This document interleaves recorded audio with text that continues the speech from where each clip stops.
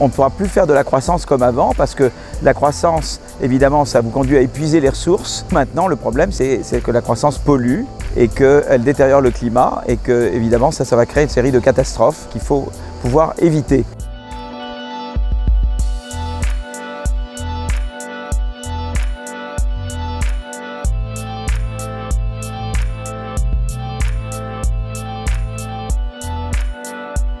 Si on est dans un monde sans innovation, la réponse est que non.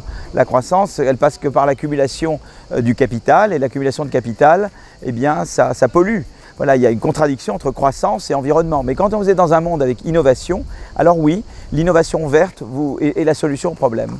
C'est-à-dire les voitures électriques, les transports électriques, les logements isolés, les avions qui polluent moins. Donc la solution, c'est l'innovation verte. Elle permet de reculer les limites, mais il faut s'assurer que l'innovation sera bien verte. Spontanément, les entreprises n'innovent pas dans le vert. Une entreprise qui a beaucoup innové dans les moteurs à combustion va continuer d'innover dans les moteurs à combustion. Moi, je l'ai montré dans des travaux récents.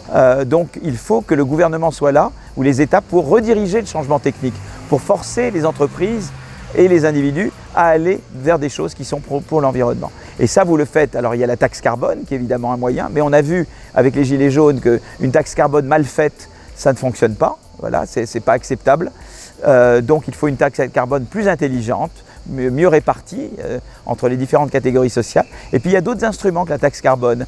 Il y a la subvention à l'innovation verte, la subvention au transfert de technologies vertes vers les pays moins développés. Il y a le carbone tarif, c'est-à-dire que les pays polluants, eh bien, il faut mettre des barrières à l'entrée de ces pays, de leurs produits vers chez nous. C'est l'imagination qu'il faut.